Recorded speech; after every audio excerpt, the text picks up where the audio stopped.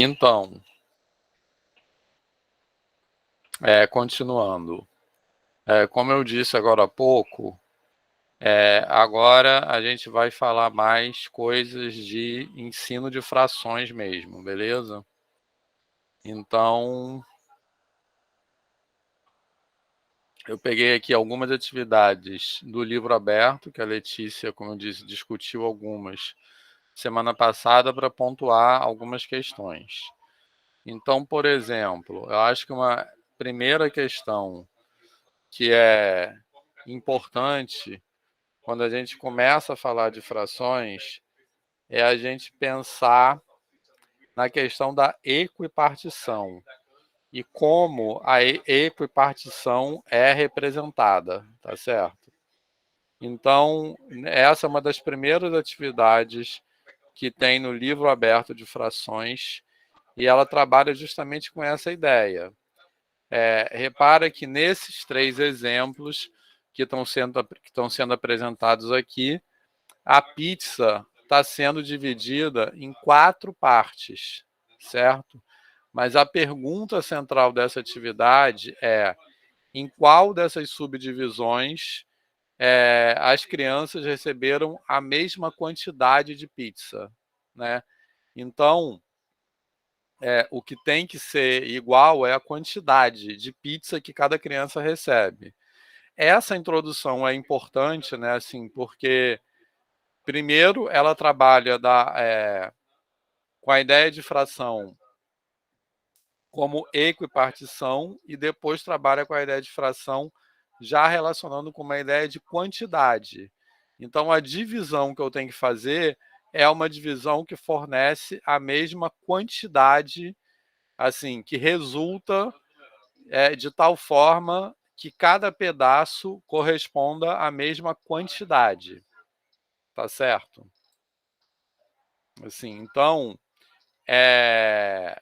como eu falei agora há pouco, tem várias coisas que muitas vezes são muito importantes e que até a gente precisa fazer aquele exercício de se colocar no lugar do aluno que está aprendendo, que muitas vezes a gente passa por cima, né? Assim, e que são coisas que podem parecer detalhes, mas que fazem uma grande diferença, né?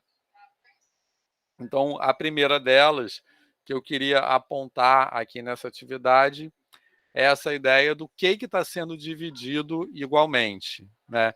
Então, não é só o número de partes, dividir em 4 partes, mas é dividir em 4 partes que forneçam a mesma quantidade.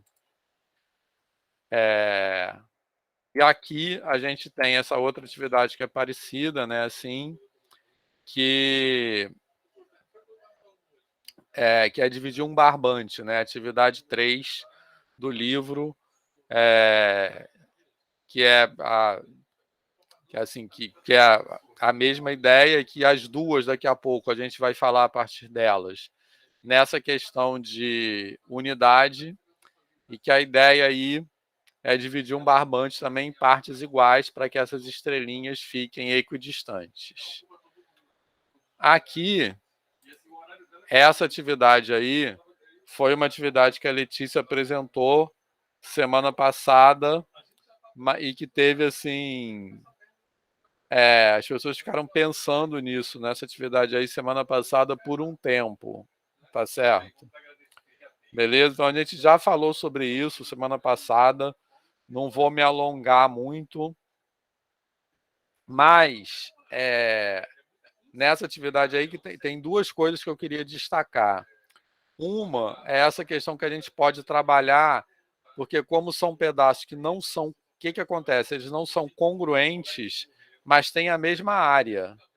Então, na verdade, nessa atividade, a área desses pedaços está expressando essa igualdade de quantidades, tá certo?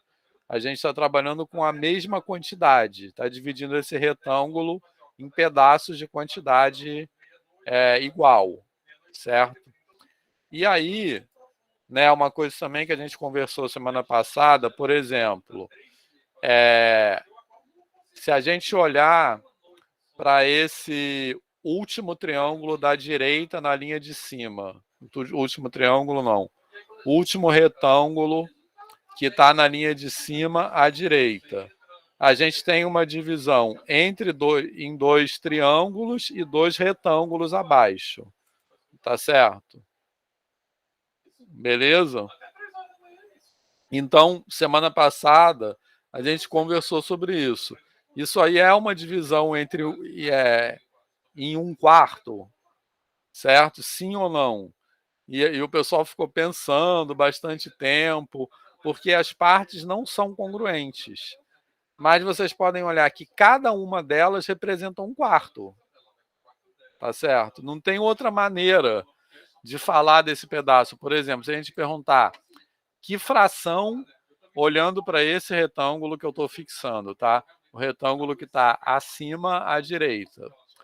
Se eu perguntar que fração cada um desses pedaços representa do retângulo. Beleza? Tá? Embora eles não sejam todos congruentes, cada um deles representa um quarto. Certo? Beleza? Então, eu acho essa atividade aí importante porque ela marca, assim, uma forma de abordar que é meio fora do convencional, tá certo?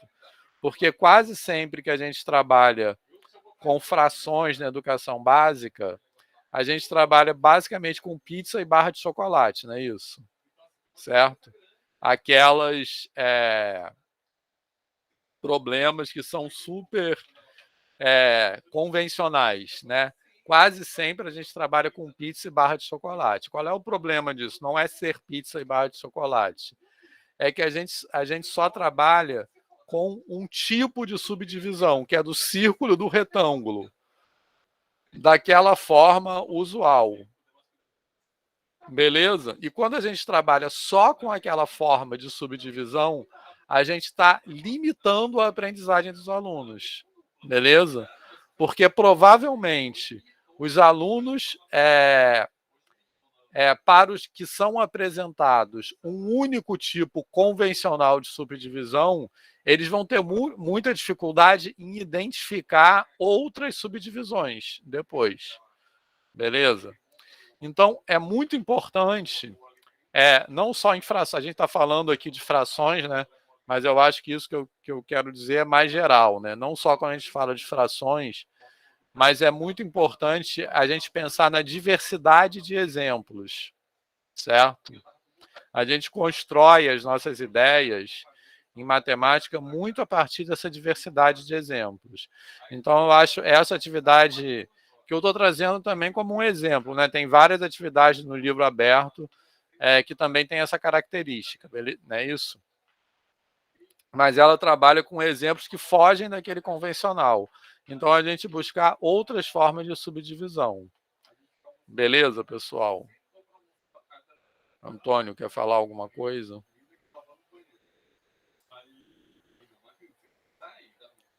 Quando for as atividades que você já aplicou na sua sala, legal falar assim. Então, essa eu quis colocar aqui que eu quero apontar. Eu acho que é bastante importante destacar esse aspecto, tá? Da diversidade das representações, de sair do convencional. Isso é importante não só para ser diferente, mas é importante para a aprendizagem mesmo. Beleza, pessoal?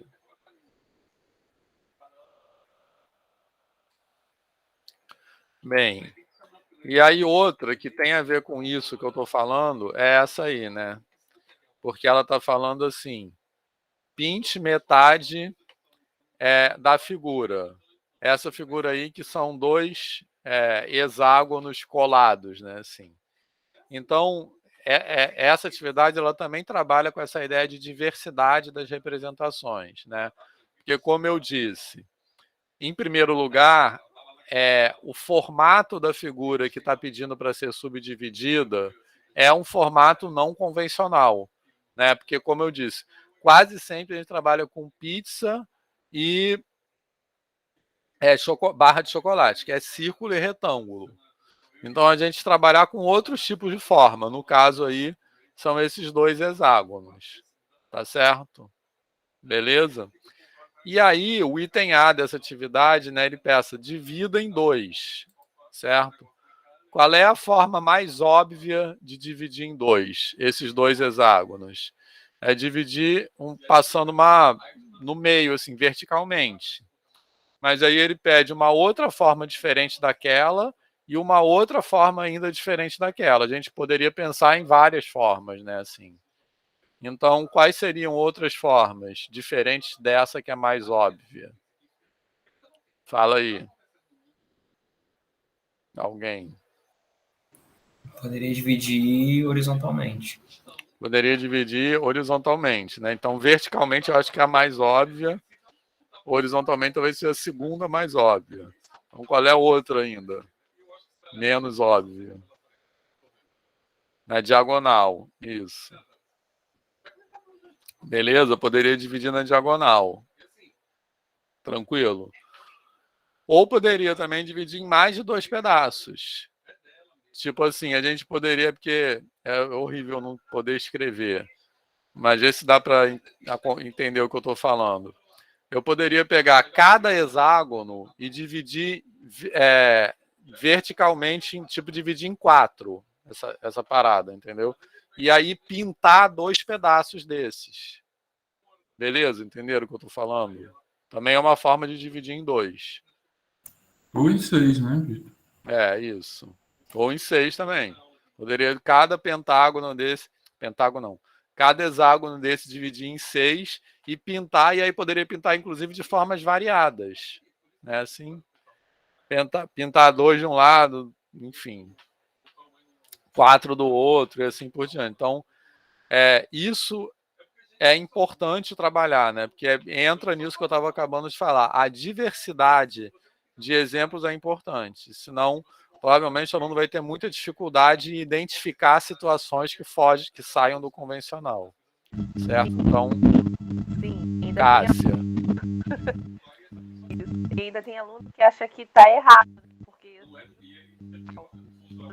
numa turma de terceiro ano também estava nessa situação. Seu som tá ruim, Cássia. Mas você estava numa turma de terceiro ano, fala aí. Tá dando para ouvir agora? Melhorou um pouco. Então, eu estava numa turma de terceiro ano e estava bem no início essa questão de ação, né? A metade. E aí, o livro que estava sendo aplicado, porque o colégio segue um livro, né?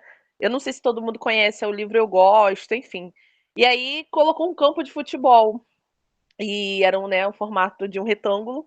E tinha que dividir a metade, depois pensar em outra maneira. E a grande maioria da sala, a grande maioria, dividiu na horizontal. A grande maioria, a grande maioria. E aí, quando o outro pintou de um jeito, né? Teve um aluno só, um aluno na diagonal. Aí veio com o livro, eles se juntaram, vieram com o livro. Olha aqui, tia, tá errado, não tá errado, porque ele só sabe o método convencional, né? Aquilo de passar uma linha, pintou um lado, dividiu em 2 e tá certo. E realmente é trazer essa importância da diversidade, né? Porque são matemáticas, né? Pensar de outras maneiras. E é triste ver que os alunos. Não era minha turma, hein, gente? Eles também estão entrando num formato de caixinha, né? Porque o professor está ensinando daquele jeito, aí tá pensando daquele jeito, acha que só aquele jeito tá certo. E na verdade não é, né? Não só tem uma maneira de se pensar. É isso, só quis compartilhar mesmo. Ótimo, Cássia. Quando eu estava abrindo meu microfone, que estava dando interferência com o seu. É muito importante essa fala da Cássia, tá? Assim, porque eu acho que esse pensamento dos alunos não vem do nada. Provavelmente eles foram ensinados assim, a achar que só tem uma forma certa. Então, o que é mais grave nisso, tipo assim, eles não tiraram essa ideia da cabeça deles, assim, de achar que aquele é o único, acho pouco provável.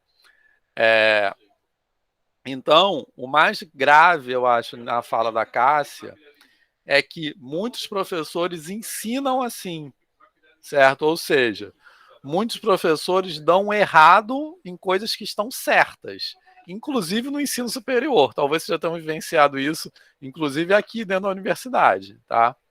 Beleza? Mas no ensino fundamental isso é mais grave ainda, certo? Então, essa diversidade é importante pensar como professor, assim, se convencer da importância disso mesmo, porque a gente tem muito uma cultura de ensino de matemática que só tem uma única forma de fazer as coisas, beleza? Que é como a Cássia estava falando. Então é muito importante a gente desconstruir isso, né? Essa coisa do certo e errado em matemática, ela acaba causando uma distorção, né? Eu acho, nesse sentido. Beleza? Certo? Que só tem uma melhor maneira de fazer as coisas, certo? Então isso é muito prejudicial à aprendizagem. Eu acho que aquela coisa do professor dar certo apenas para o aluno que faz do jeito que ele tem na cabeça, beleza? E não valorizando a forma como o aluno está pensando.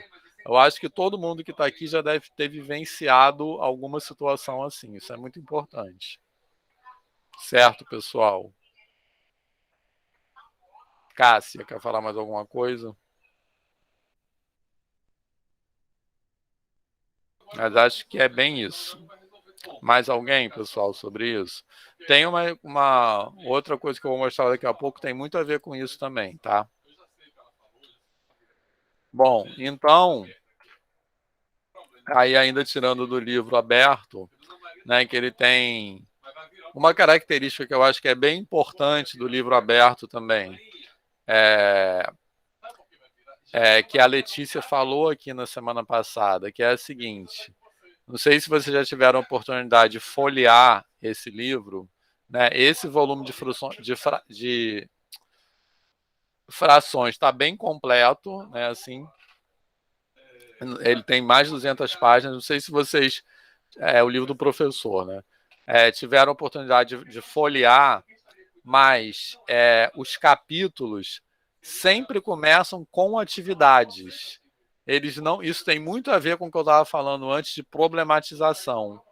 Eles não começam apresentando os conceitos, falando a definição, isso aqui é não sei o quê. Aí depois faz exercício para aplicar aquela definição. O livro aberto tem uma estrutura que é ao contrário disso. Ele começa com atividades e aí vai organizando as ideias, como tem essa sessão aí, organizando as ideias, exatamente. Mas, enfim, vai sistematizando as ideias a partir das atividades. Beleza? Né? Então, quando a gente começa apresentando uma definição, fica bastante artificial, né? Assim, porque é aquilo que eu falei. Por que tem que ter aquela definição? Ao que essa definição atende, né? E quando a gente começa com atividades, a gente pode construir uma abordagem que extrai o conceito a partir das atividades. Beleza? E aí, esse organizando. Bom, esses recortes que eu estou trazendo não estão em ordem, não, tá? Estão meio assim. Não estou seguindo a mesma ordem que está no livro. Mas, de qualquer maneira, essas sessões que tem lá de organizando as ideias não estão no começo dos capítulos, elas estão no meio do capítulo. Depois que o aluno já teve a oportunidade de experimentar determinadas coisas, beleza? E o que eu quero destacar aqui é que ele está comparando duas situações que são muito diferentes, que são aquelas duas primeiras atividades, a primeira da pizza e a segunda da menina que queria pendurar estrelinhas na corda, certo? E tá, tipo, abstraindo aquilo que essas duas situações diferentes têm de comum, tá? Então, reparem que esse texto dá destaque à questão da unidade. Então, o que ele está chamando de unidade aqui seria aquilo que muitas vezes chama de todo, né? Mas não é um nome muito bom. Mas a unidade, no caso, é aquilo que a gente está dividindo, certo? Então, nesse exemplo da pizza, qual é a unidade? É a pizza. No exemplo da cordinha, a unidade é a cordinha. E em cada um deles, ele está dividindo em 4, beleza? Certo? Então é isso que eu acho que é bem importante. Então ele vai falar, ele propõe que os alunos façam coisas e depois que os alunos já tiveram a oportunidade, ele diz, ó, fração é isso que você fez, certo? Em lugar de falar definição, fração é isso, agora faça coisas. Tranquilo? Isso é muito importante, é exatamente isso que a gente chama de uma abordagem problematizada e uma abordagem não problematizada. Felipe.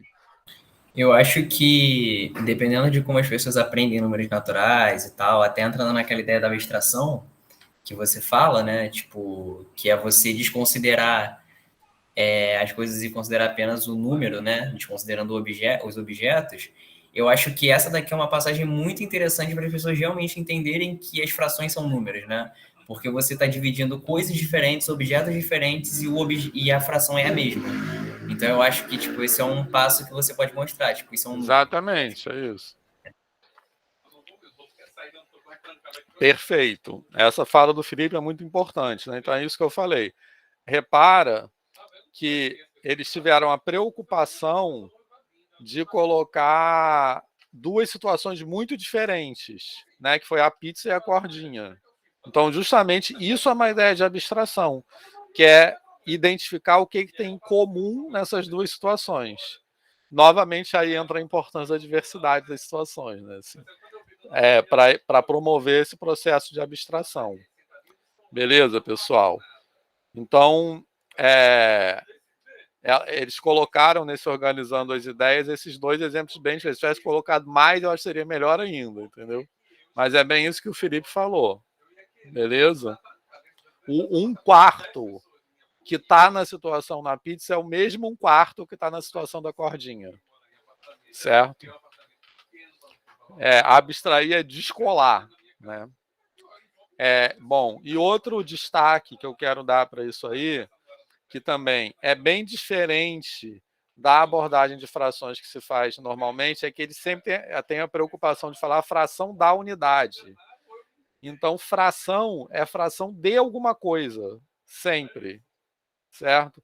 Então, para identificar sobre que fração a gente está falando, a gente tem que falar de quem é a unidade que a gente está fixando. Tá? É fração de quê? Então, ele está usando essa linguagem, né? Fração da unidade. Beleza, pessoal? Isso tem a ver com o que eu falei no começo, certo? Que eu dei muita ênfase no começo do nosso encontro de hoje, que quando a gente fala de medida, que é o que a gente está falando aqui, a escolha da unidade é fundamental. Então, no ensino de frações, para o conceito ficar bem construído, o papel da unidade deveria ter muito mais destaque do que ele tem normalmente. Beleza, pessoal? Tranquilo?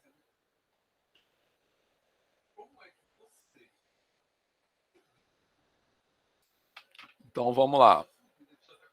E aí eu quero dar outro exemplo, que não é do livro aberto, mas que também serve para discutir isso. Isso aqui é do nosso outro livro, que na verdade não foi, só está como rascunho, né? Está um tempão para ser publicado, que a gente não conseguiu terminar ainda, que seria a continuação daquele livro de naturais e inteiros, tá? E que a gente está apresentando essa situação aí, ó. Alguns amigos pedimos 2 pizzas. Na verdade, eu fiz errado. Eu deveria ter escondido a parte de baixo. Mas tudo bem. Olhem para esse problema aqui. Eu e alguns amigos pedimos 2 pizzas. Cada uma dividida em 8 pedaços do mesmo tamanho. Comemos uma pizza inteira e mais 3 pedaços da segunda. Que fração comemos? Tá? Então, qual é a resposta para essa pergunta? Que fração comemos? Se vocês puderem responder sem ler o que está escrito embaixo, seria melhor. Mas, assim, que resposta vocês dariam para essa pergunta? Nós comemos uma pizza inteira e 3 pedaços da segunda. Certo? Então, que fração comemos? Então, a discussão aqui é o seguinte: esse problema tem uma resposta única? Tem uma resposta fechada? Não. Porque a gente pode pensar assim: o que está faltando nesse problema? O que está faltando é justamente falar fração de quê? Tá certo, pessoal? Beleza? Então, agora, como o texto que está escrito embaixo, a gente, por quê? O que é importante entender é que nessas situações não existe uma unidade privilegiada. A gente poderia pensar que a unidade é uma pizza, mas não necessariamente, porque como a gente pode subdividir, a unidade pode ser o que a gente quiser, certo?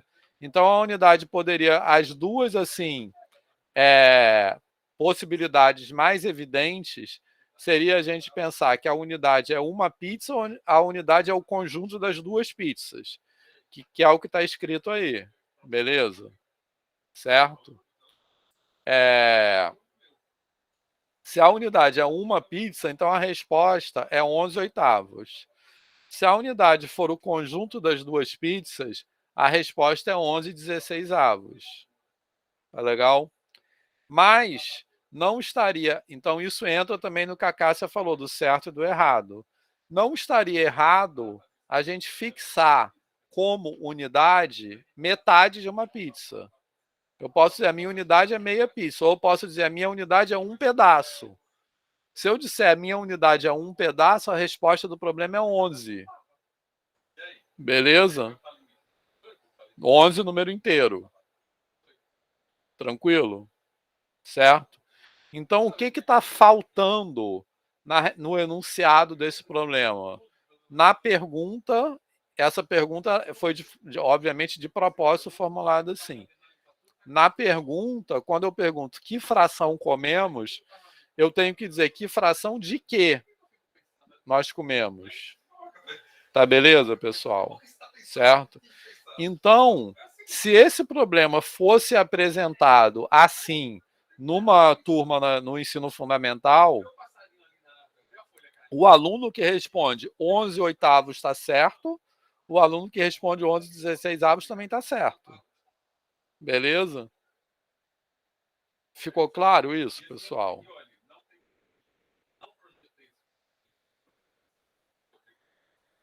Tranquilo?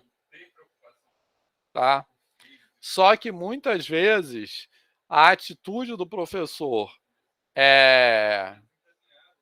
nesse problema seria fazer tipo o que a Cássia falou, né? Dar certo só para uma forma de fazer, tá? E essa atitude docente é muito prejudicial à aprendizagem, né? Como eu já disse. Beleza? Alguma dúvida sobre isso? Ou algum comentário?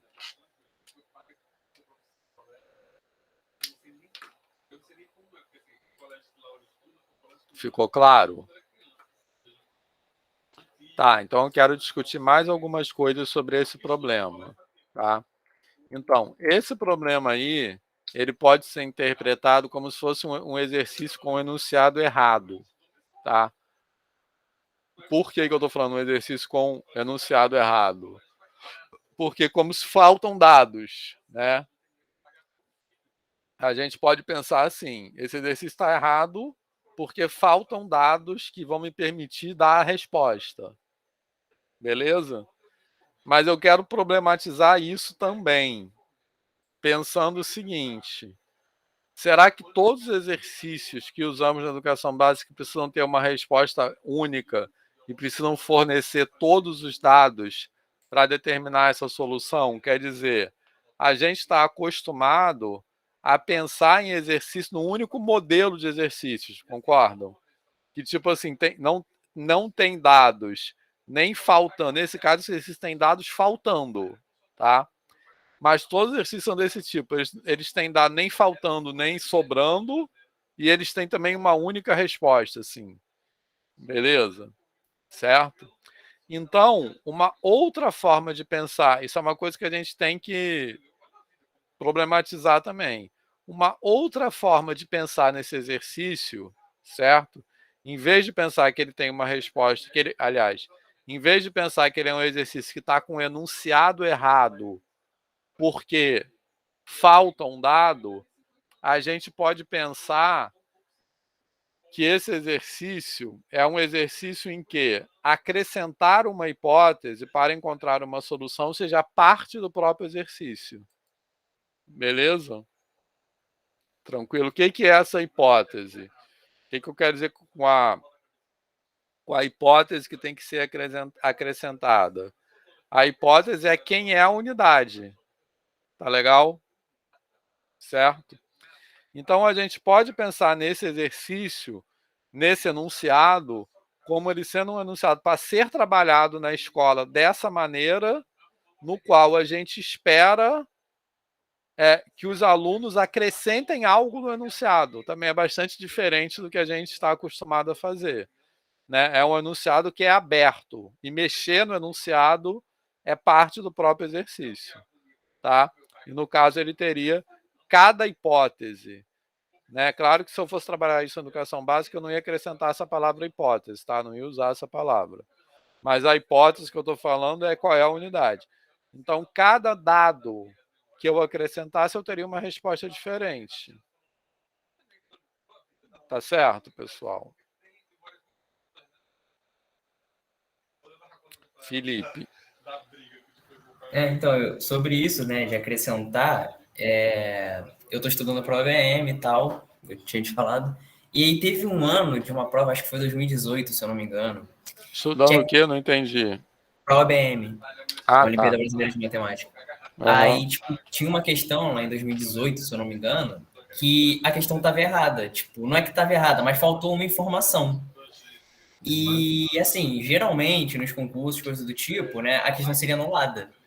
E a questão não foi anulada, né? E aí, tipo, tinha na resolução da questão, tinha uns comentários, tipo, por exemplo, ganhará o ponto inteiro da questão, quem apontar o que estava faltando e corrigir a questão. Também ganhará, tipo, o ponto todo quem adicionar essa hipótese na questão e resolver a questão. E, enfim, eles não anularam, né? E eles foram dando ponto para quem, tipo, se atentou às coisas. Eu acho isso bem interessante, é uma coisa que realmente não acontece. Exatamente. Mas aí isso tem que estar no acordo, né, entre o professor e o aluno, no caso. Assim, a gente, enfim, mas pensar nisso é importante também. Beleza, pessoal? Ficou claro a ideia? Tá. Mais alguma observação sobre isso aí? Concordam que quase sempre em matemática a gente usa esse tipo de exercício? Que é bastante artificial. Tem até um exemplo que ficou bem famoso em educação matemática, que foi uma pesquisa que foi feita na França, já tem muito tempo isso, tipo na década de 90 ou 80, em que um pesquisador na França, porque ele estava falando dessa ideia, assim, desses exercícios que são sempre... Então, os alunos ficam muito acostumados a, quando vê o enunciado, ele achar que tem que usar todos os dados para, de alguma forma, então ele não pensa no que ele está fazendo. Ele acha que tem que pegar todos os números que está ali e fazer uma conta com aqueles números, né? Então, é o problema da idade do capitão, que era um problema que falava assim, um navio tem 15 cabras, não sei o quê, 12 porcos e 16 galinhas. Qual é a idade do capitão? Né? E aí, os alunos, isso foi feito na educação básica na França, e os alunos ficavam fazendo contas com aqueles números, né? Somando, multiplicando, enfim, porque eu não sei quais eram os números, né? Não eram esses. Mas somando, multiplicando. Então, esse tipo de problema, como o único problema que acontece em matemática, que tem uma resposta única, etc., leva a essa ideia. Em vez de pensar no problema, ele pensa em que conta eu tenho que fazer para chegar à resposta usando todos os números que estão ali. Beleza? Isso foi, na época, isso foi bem famoso, assim. Certo? Posso continuar? Tá. Então, ainda falando dessa questão da unidade, outro tipo de atividade que tem lá, que eu acho que é bem importante, e que também que a gente faz pouco, é ao contrário, né? É isso aqui. Então, ele está dando a parte e perguntando a unidade. Normalmente, quase todos os exercícios de fração que a gente faz, a gente dá um desenho e pede para repartir. Aí a gente está dando a repartição e perguntando a unidade. Beleza? Então é para fazer o processo ao contrário. A gente está dando uma medalha, um terço, um quarto, etc. E pedindo para construir a unidade. Beleza, pessoal? Certo? Então, isso também é bastante pouco usual, eu acho, né? E também é muito importante para construir a ideia de fração vinculada à ideia de unidade. E também, nesse exercício, é importante, novamente, essa questão da não ter resposta única, tá? Os desenhos que os alunos farão podem ser muito diversificados. Beleza? Tá? Então, por exemplo, esse quadradinho aqui que ele fala que é 1/4. Ele pode fazer muitos desenhos diferentes, dos quais esse quadradinho é 1/4. Tá legal? Beleza, pessoal? Bem, e ainda falando dessa questão da unidade, essa outra questão aqui, ó. Essa outra atividade é uma atividade que eu gosto muito também, porque ela está dando, por exemplo, esse item A, B, C aqui. Ele dá o mesmo pedaço. Isso aí tem tudo a ver com a atividade das pizzas, que eu falei agora há pouco. Tá vendo? A gente pode pensar que esse hexágono aí é uma pizza, né? Assim. Então, ele está dando esse mesmo pedaço e perguntando que fração esse pedaço é. Que fração esse pedaço depende de quem é a unidade. Então, repara que no item A, no item B e no item C, o pedaço é o mesmo, certo? Mas a fração associada a esse pedaço depende de quem é a unidade. Beleza? Então, no primeiro caso, ele é 1/2 e assim por diante. E depois, no item D, E e F, é a mesma coisa. O pedaço que está sendo pintado é o mesmo, mas muda a unidade. Tá beleza?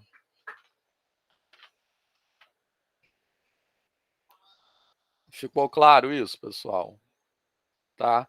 Então, isso tem tudo a ver com aquilo que eu falei no começo da aula, que eu dei aquele segmento AB e aquele segmento CD com a unidade U e V diferente. Tá legal? Então, essa atividade aí, ela também é bastante fora do usual, tá? E também é bastante importante para a gente trabalhar, tá? Então, eu estou falando que ela é importante porque, mais uma vez, ela trabalha essa ideia de entender fração como fração de algo, né? Fração de alguma unidade. Então, ela destaca, novamente, de outra forma, esse papel da unidade. Tá beleza?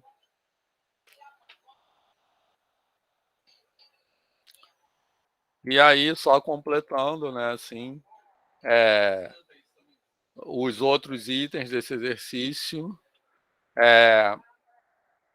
que tem, assim, um grupo de 3 itens que tem a mesma região pintada e o que muda é a unidade. Beleza? Certo? Então, em particular, outra coisa que é importante é que nesses itens aí, que tem a ver com uma coisa que a gente falou semana passada também, é que ele não está separando aquilo que se chama às vezes fração própria e fração imprópria, que eu acho horrível esses nomes, certo? E fração aparente e tal, né? Assim. Então, algumas dessas frações que vão aparecer aí serão maiores que a unidade, algumas serão menores que a unidade. Tá beleza? Certo? E ele está trabalhando isso junto, né? Eu acho que não tem muito por que diferenciar isso.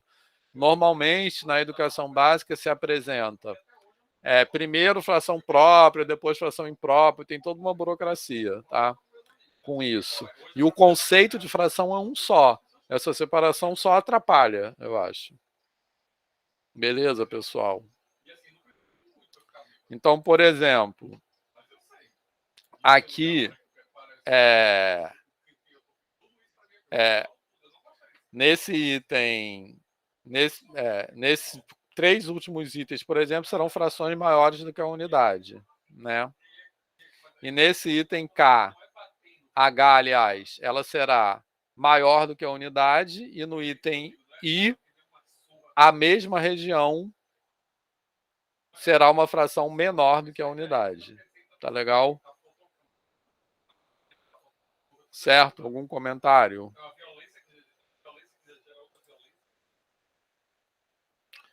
Bem, e aí, outra coisa que a gente falou semana passada também com a Letícia, é que depois disso tudo, que a gente começa a trabalhar com a nomenclatura, tá? Depois de toda essa experiência. Então, lá no livro aberto, essa nomenclatura, o que é o numerador, o que é o denominador, ela vai aparecer muito tempo depois dos alunos já terem toda essa experiência com essas atividades, tá? Isso é muito diferente do que é feito usualmente, que usualmente é na primeira página do livro. Uma fração a abordagem de frações começa assim, uma fração é isso aqui é o numerador, isso aqui é o denominador. Aí há exercícios. E aqui o que está é ao contrário. Depois de ter essa experiência, é claro que já falou lá meios, terços, etc. Mas a sistematização disso vem depois de várias atividades. Tá legal? Então, isso também, novamente, é o que eu já falei. Beleza? É a sistematização, a organização das ideias ser feita depois da experimentação. Tá? E, de qualquer maneira, é muito importante esse entendimento. Né? O que significa o denominador, que é o número de partes no qual a unidade é dividida, e o que significa falei errado, né, ou não? O denominador. Não sei se eu falei errado ou não. E o que significa o numerador? É o número de partes que é tomada. Beleza? Tá certo, pessoal? Tá? Mas eu acho que nesse caso de frações é importante destacar que quando você começa falando um monte de informação, uma fração é isso, numerador é isso, denominador é isso, isso não faz sentido, causa uma grande confusão. Fica um monte de nome que não faz sentido na cabeça da pessoa e aquilo perde o significado mesmo.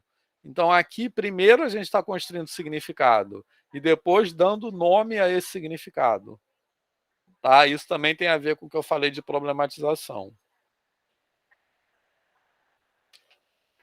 Beleza, pessoal? Alguém quer falar? Antônio, quer falar alguma coisa? Não, mas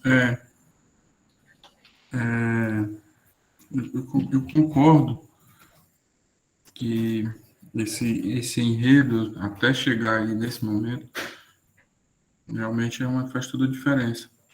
Isso. E aí até surge talvez o interesse de se perguntar, né? Por que os nomes, assim? Talvez surja o interesse de perguntar por que de cima se chama numerador, de baixo se chama denominador.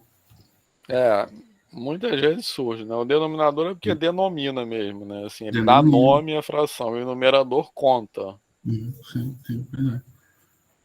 Mas tem todo sentido depois que passa por todas essas todas essas etapas, aí sim faz mais sentido ter a representação. Isso. E eu estou insistindo nesse ponto porque isso é muito diferente da forma como a gente aprende matemática, inclusive na universidade. Acho que principalmente na universidade. A gente começa apresentando as coisas e depois faz a aplicação daquelas coisas. Então, aqui é invertendo essa ordem, tá? Bem, e aí, passando para um outro tópico, posso continuar? Alguém quer falar alguma coisa? Então, passando para um outro tópico, que é frações como quantidade de representação na reta. Por que eu estou colocando isso junto? Vocês já vão entender. O que eu quero dizer com frações como quantidades? Bom, vou falar disso daqui a pouco, mas para construir a ideia de representação na reta, né, uma atividade que é bem importante, assim, importante não, que eu acho bacana, e que semana passada a gente já discutiu, é essa aí, da quantidade de água e de você escolher a escala, tá certo? A Letícia falou bastante dessa atividade semana passada, eu não vou desenvolver muito, né, assim, mas é uma primeira construção de associar essa fração, na verdade a fração que a gente está trabalhando aqui é um volume, essa fração com uma escala, tá? E pensar, também acho que é bem importante ser destacado, que essa escala não é da jogada, beleza? O que a atividade propõe é que escala é mais conveniente para representar isso. Essa reflexão de que escala é mais conveniente, algumas são legais, outras não, né? Nesse exercício aí. Ela é fundamental para o que a gente vai querer fazer em seguida, que é associar as frações a pontos na reta. Beleza? Porque a reta numérica é uma escala para representar essas quantidades aí. Certo? Bem, e aí o que isso tem a ver com frações como quantidades? Aí eu acho que é muito importante pensar no seguinte: até então, até esse momento, né, assim, pensando na ordem que a gente aprende as coisas na educação básica, né? A gente aprende primeiro número natural, depois frações, depois números negativos, enfim. Então, nesse momento, no qual os alunos estão sendo apresentados ao conceito de fração, a noção de número está restrita aos números naturais, tá? Então, nesse momento do começo da aprendizagem de frações, o que os alunos entendem como número é número natural, tá? Então, esse é um momento crucial, porque é um momento de ressignificação da ideia de número. O que os alunos entendem até então como número natural, aí de repente surge outra coisa que eu também vou chamar de número. Beleza? Certo? Então, esse é um momento bem crítico. E é um momento que muitas vezes na educação básica é passado por cima, como se isso fosse assim simples, tá? Então, na cabeça deles, número é uma coisa e agora eu vou apresentar uma outra coisa completamente diferente, agora para mim número vai ser isso. Beleza? Então, pensando desse ponto de vista, não é inesperado que os alunos nesse momento tenham dificuldade de aceitar frações como números. Aí acontece aquilo que eu já falei, deles não verem 2/3 como um número, ver o 2 e o 3, enfim. E aí, para essa construção da fração como número, a representação na reta é fundamental, porque a representação na reta unifica, tá? Então, o que é importante nesse momento? Mesmo com a introdução de frações como parte da unidade, como a gente está fazendo agora, pode não ser suficiente para essa construção de um conceito unificado de número. O que eu quero dizer um conceito unificado de número?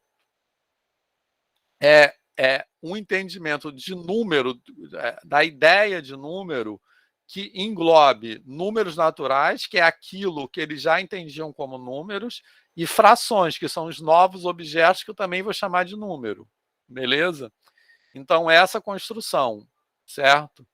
E a associação, a identificação das frações com números. Então, a identificação, por exemplo, de 3/3. O que é 3/3? É você pegar uma unidade dividir por 3 e pintar os 3 pedaços. Mas a identificação disso com o número natural 1, muitas vezes não é imediata, e não é para ser mesmo.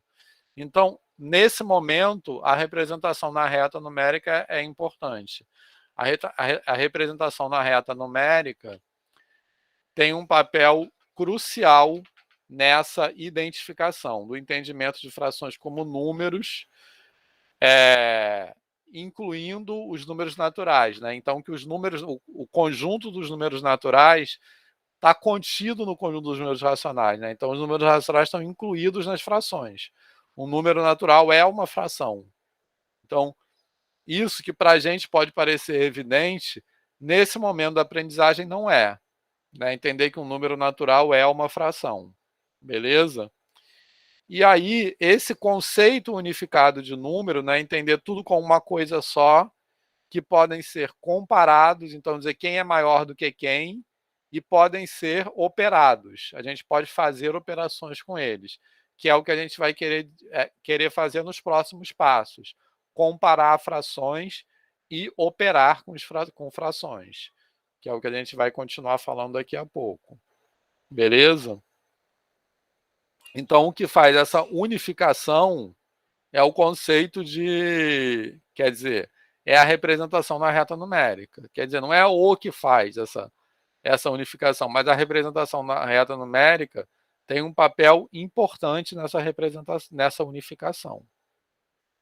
Beleza? Bem, e o que eu quero destacar aqui é que muitas vezes a gente passa por cima disso. E fazendo esse exercício, se colocar no lugar do aluno, acho que a gente consegue perceber que isso é um momento crucial, tá? Esse será o primeiro momento de ressignificação, mas depois haverá muitos outros, haverá vários outros, tá? Que o que a gente vai chamar de número é algo mais amplo do que a gente chamava de número anteriormente. Então, se na abordagem a gente não dá atenção a essa passagem, não é à toa que os alunos fiquem com uma ideia de número mal formada, digamos assim. Beleza, pessoal? Fez sentido isso?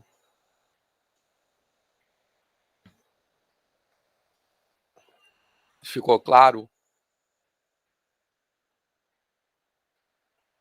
Alguém quer falar alguma coisa?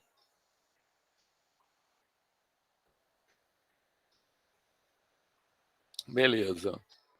Então, vamos lá. E aí, uma outra atividade que trabalha essa ideia, que é o seguinte, ó. Essa atividade é para marcar na reta, tá? Então, nesse primeiro caso aí, o que será marcado na reta são as quantidades de pizza, né? Quando eu falo de quantidade de pizza, já estou dizendo que a unidade é uma pizza, tá? Então, as quantidades de pizza, e nesse item A, eu tenho quantidades que são inteiras, certo? Então, uma pizza, duas que eu vou marcar esses pontos correspondentes na reta. E no item B, eu vou ter quantidades não inteiras, tá legal? Então, meia pizza, um quarto de pizza, 3/4 de pizza, e 3 meios de pizza, beleza? Então, repare que essa atividade, ela é bem representativa daquilo que eu falei, tá? Da gente trabalhar com algo que unifique a ideia de número natural com a ideia de fração, e tendo a representação na reta como a representação unificadora. Por isso que essa atividade é construída dessa forma. Primeiro trabalha com números naturais e depois com frações. Certo?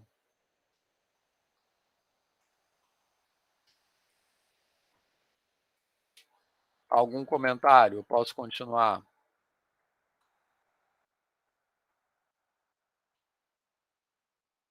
E aí, no livro, tem esse organizando as ideias, mais uma vez destacando, né, que isso está ao contrário da ordem usual dos livros, que começaria falando isso, como é que marca frações? Então, isso aí está no meio, tá? depois do aluno ter a oportunidade de manipular essas atividades, a gente vai generalizar, né? Então, 1 unidade, 2 unidades, 7 unidades, marcando números naturais na reta e depois usando a mesma ideia para marcar frações na reta. Então, isso é uma organização das ideias a partir daquelas atividades que foram feitas inicialmente. Então, repare que ele está, inclusive, falando, primeiro, como aqui em cima, né? Como é que eu represento frações de numerador 1, né? Então, 1/3, que é subdividindo, e depois outras frações que ele está falando aqui, justaposições, né? Assim.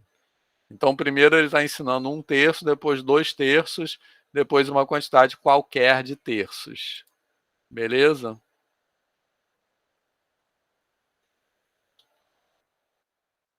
E aí relacionando com a pizza, com o chocolate e tal. Então, repare que isso é muito importante, né? Isso ser muito bem trabalhado, porque como eu falei agora há pouco, é muito comum o aluno que pensa, que olha para aquele símbolo, certo? 5/3. E isso não quer dizer nada para o aluno, tá? Então, por isso que isso aí é só um número em cima do outro, tá? Então, essa construção é muito importante para sair desse lugar. 5/3, por isso que eu falei, a fração como quantidade, né? Ser identificado como uma quantidade. Tá beleza? Alguma dúvida?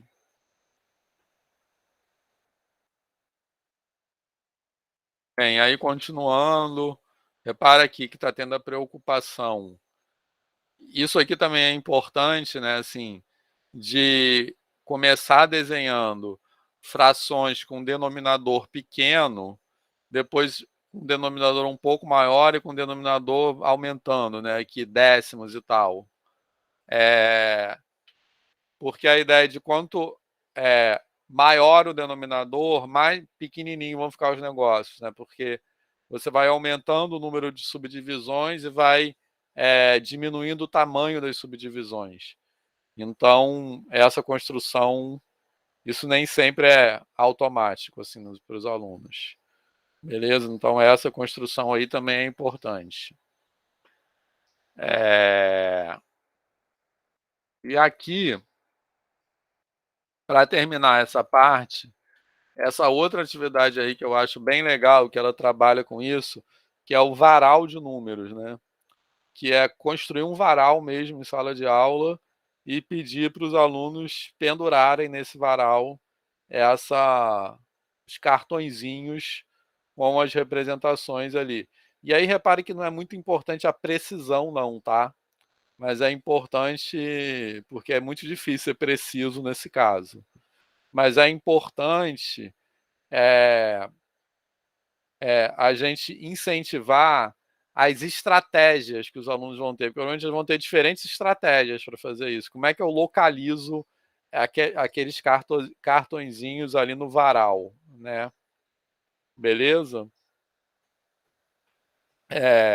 E eu já vi essa atividade do varal de números ser feitas com muitas situações diferentes. Por exemplo, quando a gente quer trabalhar com equivalência, que é o que eu vou falar em seguida. Para reconhecer, por exemplo, que 1/2 e 2/4 eu tenho que colocar no mesmo lugar. Tá? Ou trabalhando até com números irracionais, também já vi trabalhando com varal de números. Como é que eu localizo raiz de 2? Mas isso é um assunto que a gente vai falar mais para frente. Tá? Essa é uma atividade que ela trabalha a mesma ideia, mas ela tem um componente de concretude, né? Assim, de trabalhar com material concreto, aciona outras partes do cérebro, digamos assim. Beleza? Bem, mas lá tem muitas atividades sobre isso, eu só estou colocando algumas aqui como exemplos. Bem, e aí, para terminar o nosso encontro de hoje, o último tópico que eu queria discutir é frações equivalentes, comparação, adição e subtração de frações. Por que eu estou colocando isso junto? Porque essas ações como eu vou falar em seguida, de comparar, somar e subtrair frações, são as ações, são as coisas que a gente faz com frações para as quais é importante a ideia de frações equivalentes, né? Porque a gente escrever as frações como frações equivalentes nos permite comparar, somar e subtrair de forma muito mais fácil, tá? E aí, falando da ideia de fração equivalente, eu selecionei 2 atividades aqui que trabalham com isso. Essa aqui é uma atividade desses sanduíches, assim, de você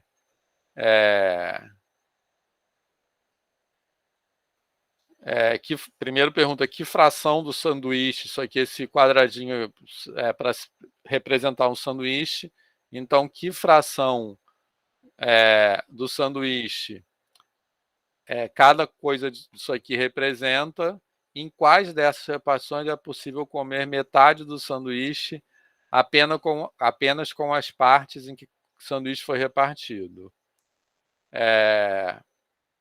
Então, já começa, repara que nessa atividade não está pedindo para encontrar um denominador comum, mas ele, de alguma forma, ele provoca esse pensamento de comparar frações que estão com denominador diferente.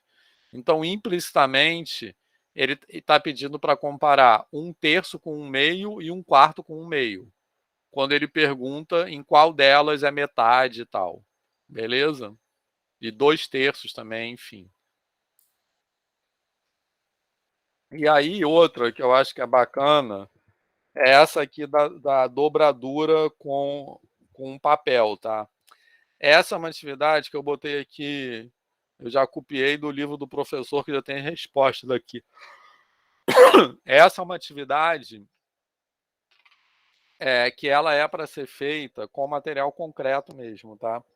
É para ser feita com o papel mesmo. Então, a ideia é que os alunos façam essas dobraduras, que peguem uma folha de papel e façam essas dobraduras.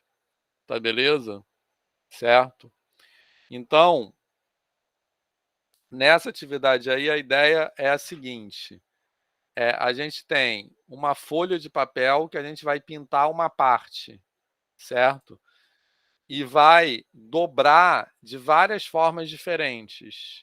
Então, a parte pintada é a mesma, mas as dobraduras que serão feitas fornecerão diferentes frações que representam essa mesma parte pintada. Então, é assim que a gente trabalha com fração equivalente aí. Beleza? Certo? Então, essa atividade ela trabalha bem a ideia de uma mesma quantidade, que é a parte pintada de amarelo, sendo representada por diferentes frações, que são as dobraduras. Tá legal? Beleza? Alguma dúvida?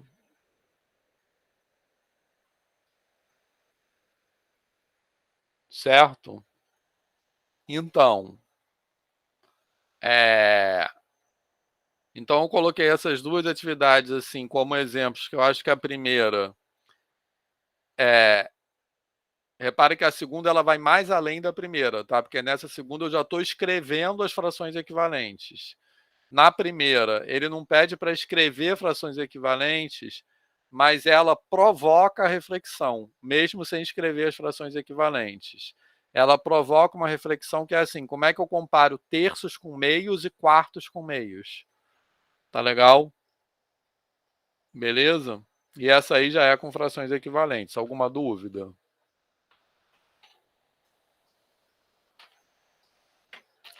Bom, e aí só então ele vai formalizar. Mais uma vez, né, aquilo que eu já falei várias vezes.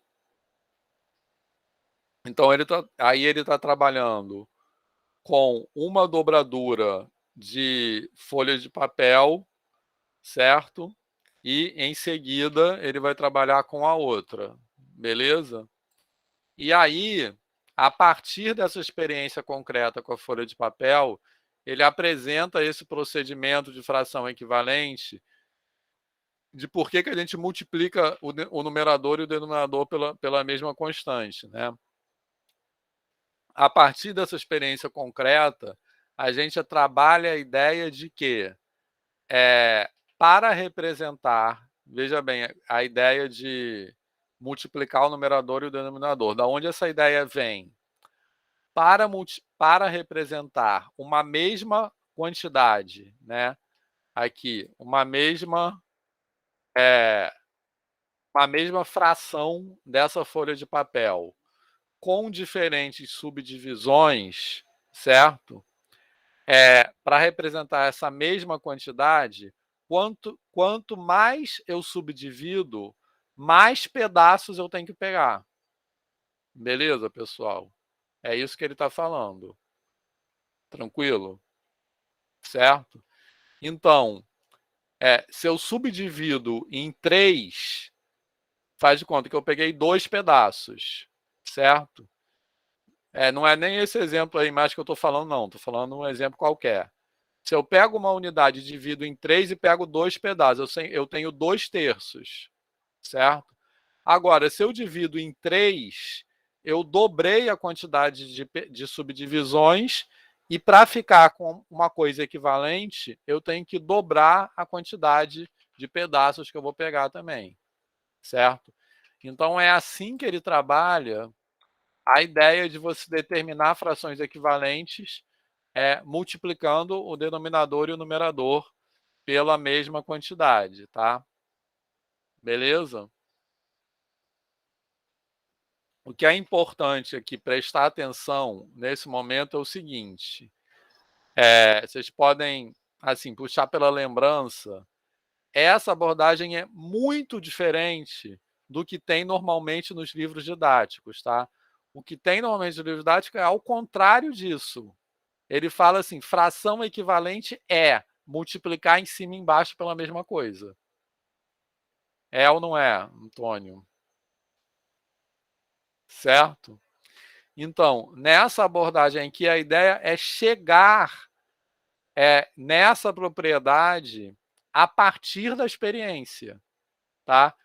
É muito ao contrário, nesse caso em particular, porque no livro da ele, em vez de apresentar fração equivalente por meio daquelas representações, ele apresenta a fração equivalente dizendo fração equivalente é aquela que você multiplica em cima e embaixo pela mesma constante. É ou não é? Antônio, estou certo? Sim, coberto de razão. Agora parece, Vitor, que são, assim, se a gente quiser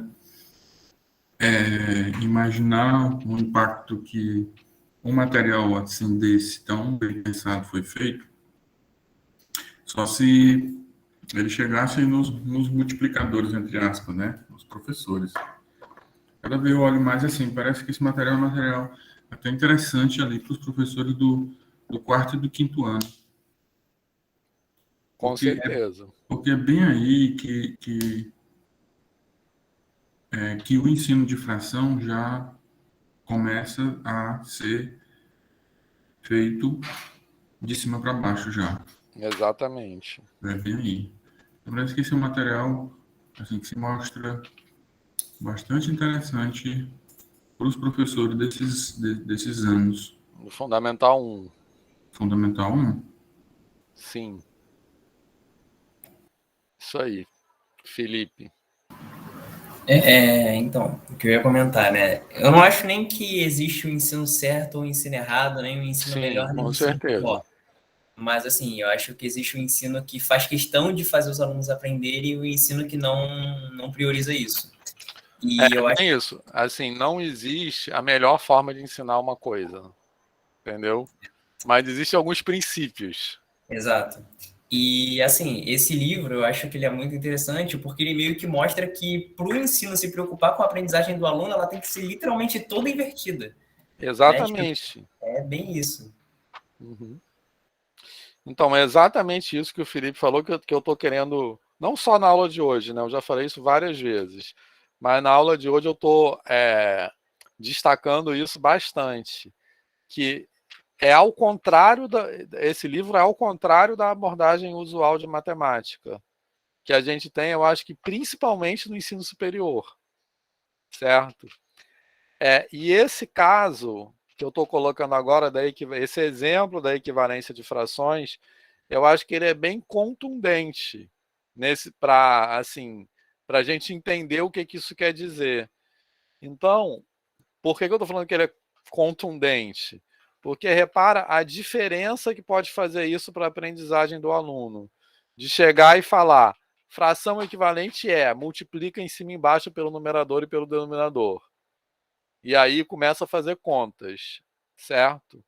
Em lugar disso, o que é feito aí é começar com a experiência e construir essa propriedade a partir da experiência. Do jeito usual, o que é multiplicar em cima e embaixo? Né? Beleza?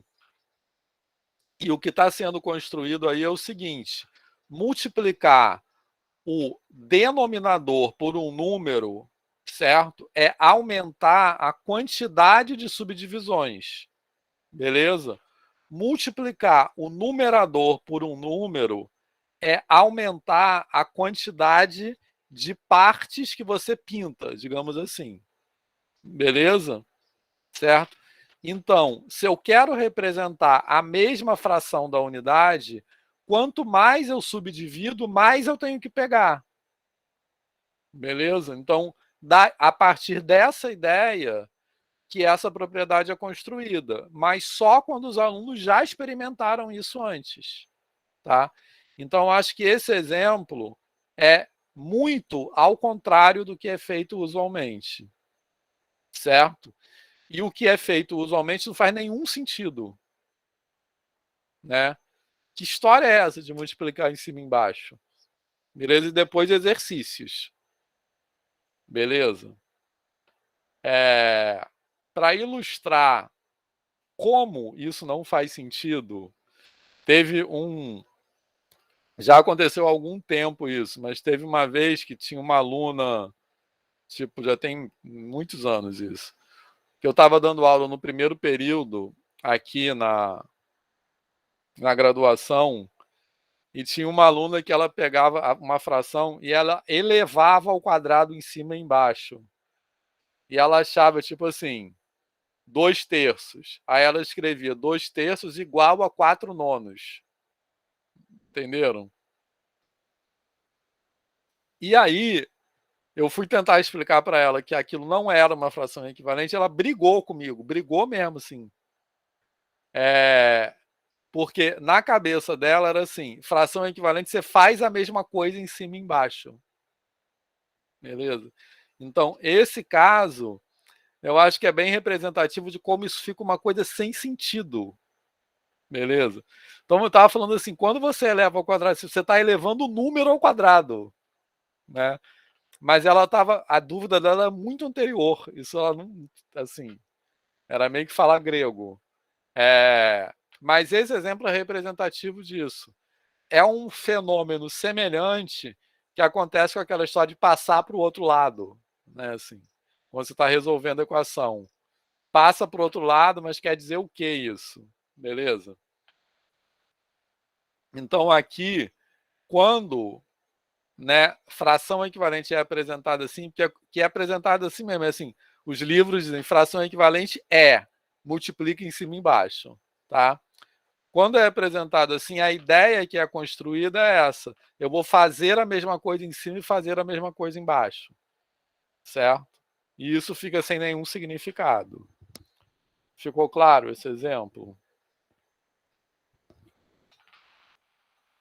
Beleza?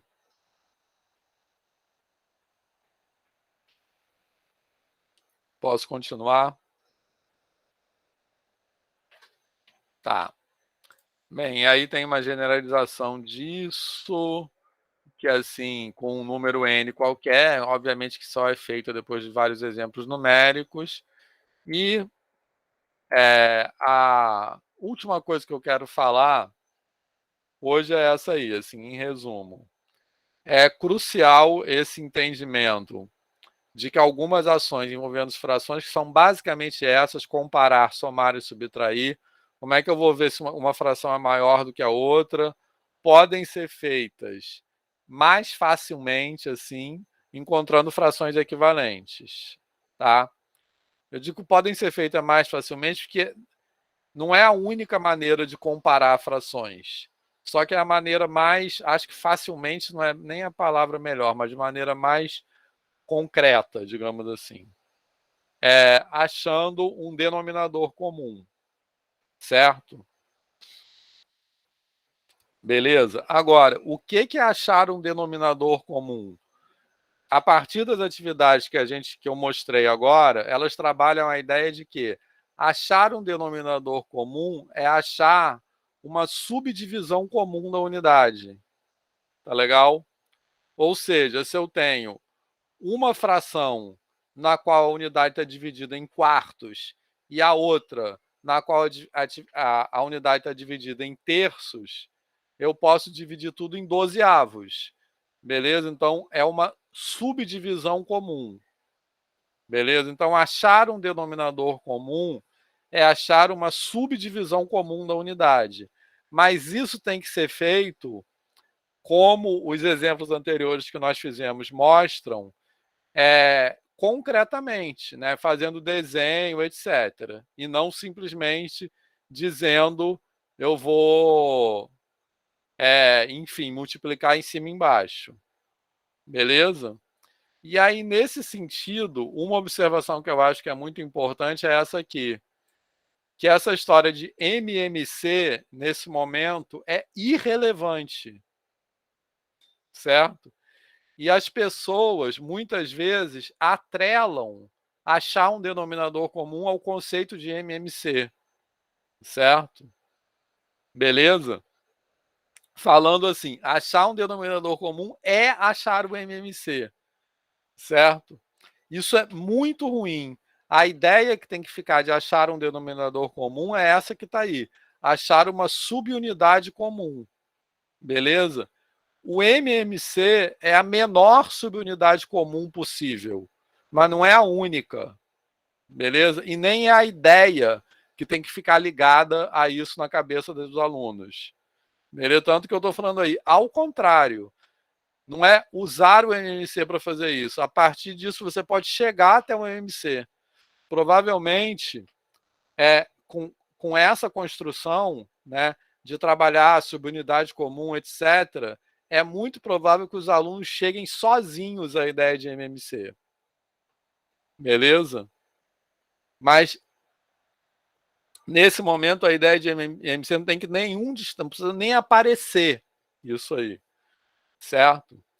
E não só ela é muito atrelada, como também aqui é uma situação que tipicamente os professores dão errado se o aluno não fizer o EMC, é ou não é? Quem já passou por isso aqui?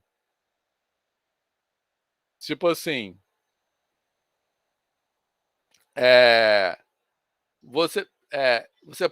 quando você vai encontrar um denominador comum, você pode usar qualquer múltiplo comum. Certo? O MMC é o menor múltiplo comum, não precisa ser ele. Beleza? E tipicamente os professores acham que é obrigado muito comumente, a usar o MMC. Isso é muito ruim para a aprendizagem. Eu nunca passei por isso, mas já passei por casos de, tipo assim, a questão tá lá e a resposta é tanto. Tipo, por exemplo, a resposta é meio. Sendo que você achou 4/8, mas você não tornou ela irredutível. O professor vai e tira um pontinho. Isso já aconteceu comigo, sendo que em nenhum momento ele explicitou, sabe? Exatamente. Isso aí. Isso aí. É bem isso. Né? Mesma coisa. Né? Então, isso tipicamente que o Felipe falou é aquele caso que o professor dá errado numa coisa que está certa. Isso é ao contrário do que a gente deveria fazer como professor de matemática. Beleza? A não ser que ele peça, simplifique, sei lá. Mas se não... Tipo, encontre a fração irredutível. Aí beleza. Mas fora Mas por que a resposta tem que ser a fração irredutível? Não tem. Igual racionalizar também. Você só dá certo se racionalizar, mesma situação. Beleza, pessoal? Ficou claro isso? Isso é muito importante. Então esquece esse negócio de MMC, quando vocês forem falar disso, tá? Mas o livro ele já é tão Marcado, enviesado, né? Assim. que é natural que o capítulo de MMC já venha ali antes da hora que você precisa para somar frações. Para Assim. preparar para isso, né? Para preparar para isso. E eu, trabalhando com os meninos do sexto ano, né? Quando a gente chega aqui, a Letícia até comentou alguma coisa nesse sentido. Na hora da soma, eu até prefiro tentar fazer com que todos se acostumem com o nome partes, terças partes, quartas partes, quintas partes. Eu até prefiro assim. E a gente tem que utilizar de várias coisas, né? E assim, às vezes eu até notei que uma brincadeira que acabou dando certo, mais ou menos, é que na hora de reunir, na hora de juntar, na hora de somar frações que estão com... Da maneira como a gente fala, é muito importante para o aluno, né? Frações que naquele momento estão com denominações diferentes. Por algum acaso, elas estão com denominações diferentes. Então, há uma dificuldade para juntá-las. Então, e essa brincadeira da gente conseguir juntá-las uma saída talvez imaginar que é porque ali elas estão, digamos ali, fração com denominador 3 e uma outra fração com denominador 4. É porque, na verdade, a conexão dela ali, a interação dela é muito mais com as outras frações que também são chamadas de terças partes, com quantidades de terças partes. Né? E quando eu vou juntá-la ali, quando eu vou juntar essa fração com outra que está em um outro universo, ou seja, ela está conversando com outras frações que estão ali no universo das quartas partes. Então, eu não vou conseguir. Mas, no entanto, eu carrego as duas ali para um outro universo, que não deixa de ser aqui. Cada uma vai com a mesma quantidade que ela mede, mas que ali ela vai receber outro nome, vai se chamar dozeavos, por exemplo. Ali é que elas podem se juntar e formar uma só. Uma alternativa que eu estou dizendo, assim, que eu faço com os meninos mais pequenos, para tentar dar sentido, para tentar contextualizar a razão de que a gente precisa usar da nossa imaginação até torná-las com denominador iguais e ter um pouco de sentido na hora de somar. Mas não é simples assim, não é muito simples. Principalmente quando você, por exemplo, em séries mais à frente, porque eu sempre costumo, já faz tempo isso, né? Evitar, na verdade eu não utilizo de jeito nenhum, nem nas séries mais elevadas, o MMC. A gente tenta achar realmente uma fração equivalente. E às vezes até essa história, por exemplo, porque às vezes, muitas vezes ele é um é múltiplo do outro, ou então você, em vez de achar um múltiplo, você acha um divisor mesmo, você divide, é possível. Pois é, sim, exatamente. Não tem problema. Então, eu sempre faço exercício. E aí, toda vez que acontece de ter um aluno que já estudou aquilo numa outra escola, a gente escuta sempre, agora é a hora de calcular o MMC. Então, é um negócio assim que é dominado mesmo. Assim, Exatamente, isso é muito impressionante. Pois é. Então, eu estou insistindo aqui nesse ponto, né, baseado no que o Antônio falou, é muito importante entender o seguinte, vincular essa ideia de fração equivalente ao MMC não ajuda em nada ao aluno entender o que significa fração equivalente, que é o que ele vai precisar para usar a fração equivalente para fazer coisas. Vincular fração equivalente ao MMC é um procedimento que vai atrapalhar o aluno para fazer as coisas. Então, vocês têm que desapegar completamente dessa ideia. Ficou claro isso? A fala do Antônio é bem ilustrativa disso que eu estou falando. Beleza, isso atrapalha a aprendizagem, tá? Ainda mais quando o professor dá errado, que é o que acontece com muita frequência. Beleza?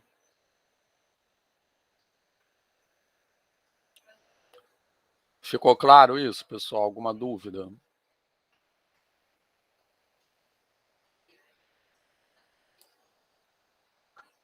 Tá. Bem, e aí, só para terminar, uma outra atividade aqui que eu acho que é importante é essa aí, que aí vai amarrar as coisas, né? Porque essa atividade, ela está vinculando fração equivalente com representação na reta. Beleza? Certo? Como eu falei agora há pouco, a representação na reta é muito importante e a gente precisa, no caso, amarrar as coisas no sentido dele entender que, por exemplo, 2/3 e 4/6 é o mesmo número porque ele tem a mesma posição na reta. Tá legal? Então, essa é um exemplo de uma atividade que trabalha isso, certo? E depois a gente vai trabalhar adição e subtração, certo? Então, esse também eu coloquei apenas um exemplo disso, de uma atividade que trabalha adição e subtração, na qual a gente tem que achar um denominador comum, mas repara que para trabalhar adição e subtração e comparação também, o que é crucial é entender essa ideia de equivalência, né? Se a pessoa entende a ideia de equivalência dessa maneira que a gente está falando, a adição e subtração sai naturalmente, né? Eu acho. Certo? Beleza?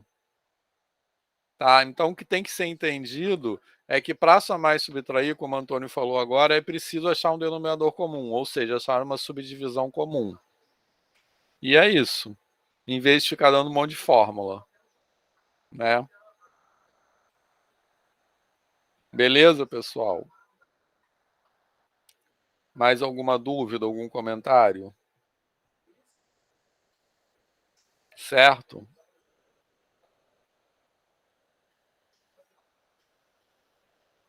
Então, por hoje é só. Fez sentido tudo que a gente falou aqui hoje? Sim. Então, beleza. Então é isso. Bom fim de semana, cuidem-se e até semana que vem. Semana que vem a gente vai discutir ideias que são bem, assim, mais complicadas, que são as ideias de divisão e multiplicação de fração, tá? Certo? Então é isso. Valeu, bom fim de semana e até semana que vem. Valeu. Tchau, boa noite. Boa noite.